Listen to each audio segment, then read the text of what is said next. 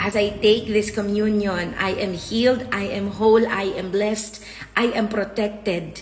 And even my family and even my friends, even those around me, I release healing, life, and strength over them. Here's a prayer na pwede mo ipag-pray sa sarili mo, sa pamilya mo, araw-araw.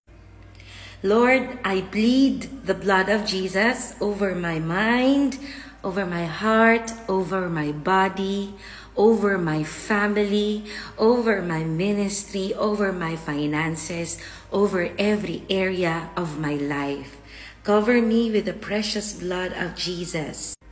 Ano po ba yung significance ng blood ni Jesus? Sa Exodus chapter 12 po, mababasa natin yung Passover, kung saan dumaan yung anghel ng kamatayan. Pero binigyan ni Lord ng instructions sila Moses at yung mga Israelites na magpatay sila ng isang batang tupa at yung dugo ng tupa na yon na walang sakit ay ipapahid nila sa hamba ng kanilang mga bahay.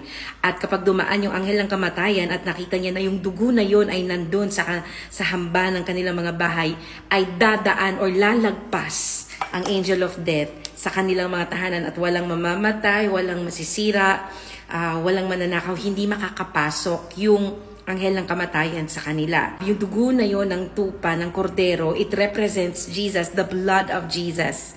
Kasi yung dugo ni Kristo ang siyang nagligtas, naglinis, at siyang magko-cover po sa atin mula sa gawa ng kalaban. Sira, pagkamatay, mula sa sakit, mula sa pagnanakaw.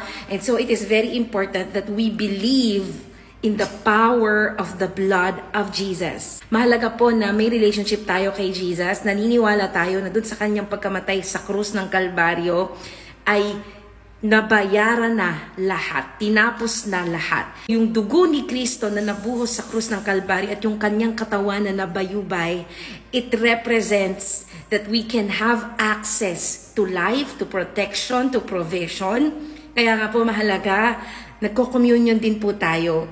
Araw-araw, maganda na mag-communion tayo because communion, it represents that you are remembering the death of Christ on the cross. Yung katawan niya na nabayubay, yung mga latay niya na tinamo niya para tayo ay gumaling.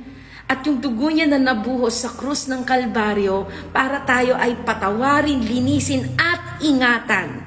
So kanina nag-communion po ako. I took the bread and I took the cup. So, pwedeng juice, grape juice, or any cracker or bread.